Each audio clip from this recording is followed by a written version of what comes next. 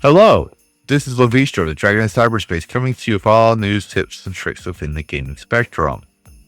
Now, it's been beaten over the head so many times to the point that it's beating a dead horse, but I think another horse idiom is better for this. And it's that you can bring a horse to water, but you can't make him drink. And there are many, many cases we could draw from where stick to your games, making great games, will keep making games sell, has been used over and over again with success stories and failures. But the game devs just seem to want to do modern messages. They want to make for a modern audience, and they want to make for a future generation. They use these power words, right? That when we were talking about it with Bethesda's reveal all for Oblivion, me and Bo, I pointed out, I was like, they keep saying these things, and it was giving me a red flag. But being an Elder Scrolls fan, I got the game anyways because I was like, well, I can mod it out if I want to, because that's what Bethesda games are known for. Only to find out the EULA says we can't mod our games. And we agree it's not our game. Like, literally, it's in the EULA, a cut and paste from Fallout 76. And they put it in Bethesda's Oblivion Remastered. And they have changed some of the assets. They removed some assets. But it's not a rematch. I'm going to be perfectly clear. It's a remake.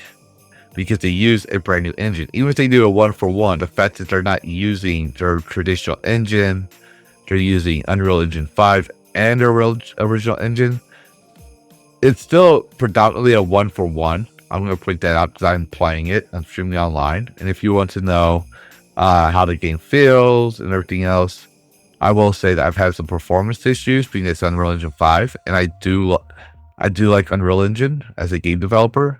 But even I will know that it has its bullshit. That being said, that Park Place reports that Oblivion Remastered shocks gaming industry and clearly shows modern message tropes in video games does not work. Yes, we know. Bethesda's surprise release of the Elder Scrolls Oblivion Remastered has not only delighted fans, but also set ripples for the gaming industry. With over 4 million players in just 5 days, the remastered success underscores a growing trend. Gamers are increasingly gravitating towards revitalized classics over new, big-budgeted titles. That's even in spite of a ridiculous body-type revisionism for a modern audience that doesn't exist.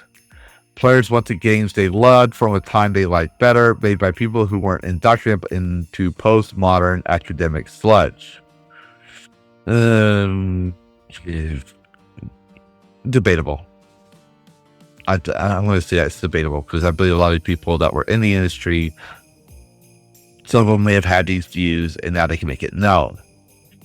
Built on Unreal Engine 5, Oblivion Remastered offers a comprehensive visual overhaul while preserving the core gameplay that made the 2006 original a classic. Every asset from landscapes to character models have been redesigned, blurred line between remaster and remake. IGN notes that while it looks like a remake, it plays like a faithful remaster, maintaining the charm and quirks of the original. At a time when the audience consumed more content from 6 years ago or older versus new content in gaming, movies, streaming shows, etc. This is the sort of thing that studios have to deeply concerned about investments in brand new content from talent that may be less competent than the teams for decades before. The remaster includes an original expansion such as Shivering Isles and Knights of the Nine, along with additional downloadable content, gameplay improvements, including a revamped leveling system, enhanced combat mechanics, modernized the experience without sacrificing its essence. For young players who have never experienced Oblivion before, it's like getting a new Skyrim out of the clear blue sky. Despite a $50 price tag, Oblivion Remastered quickly climbs to the top of Steam's bestseller list. It's available on Game Pass, further broadened its reach. Players have praised the remaster for its balance of nostalgia and modernization. As one reviewer from PC Gamer remarked, the game feels like rewatching a classic movie restored in widescreen and crisp. Yes, and I'm going to say, like, Hypnotic mentions this in Hypnocast, but I'm going to say as well, I love the redesign of the portal gate. When I saw this, like, oh, that's so freaking awesome. You can actually see it in there. It actually looks pretty cool. Like, they did a really good job with the Oblivion gate. The remaster's pricing has also sparked discussion about cost of games. Comparisons have been drawn to Nintendo's pricing strategy, and some fans suggesting Bethesda's approach offers a better value. The game has also another win, wokeism with mods that switch a silly change to body type selections back to male-female, although an attempt was made earlier to prevent the game from going back to normal human language for the last 10,000 years. And the way we categorize an enemy, that's you can now pick a boy or girl character once you download a mod.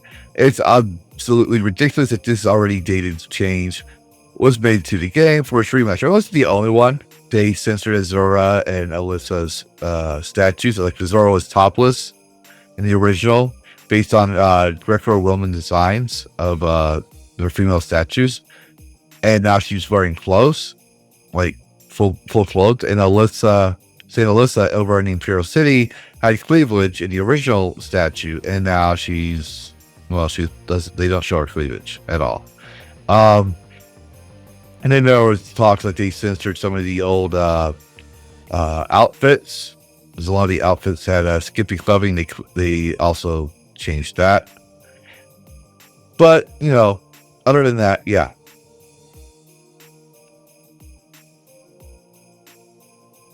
It's absolutely ridiculous that this already did choose for each game, but this is an overall instruction to force the mod to be available, proving against studios that they're on the wrong side of biological science and the market's demands. The success of Oblivion Remastered highlights a broader industry trend. Players are increasingly favoring updated versions of older games over new releases again. Reports indicate that a significant portion of gaming time is spent on titles that are several years old, with only a small percentage dedicated to games released in the past year. I would pose it.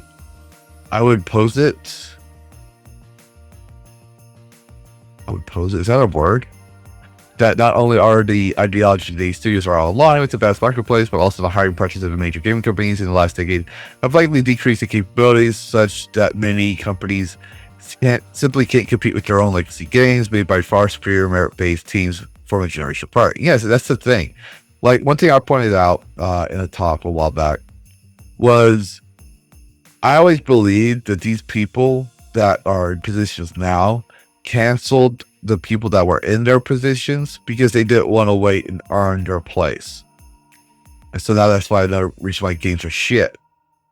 So we see legacy game developers leave over ridiculous claims that weren't proven or weren't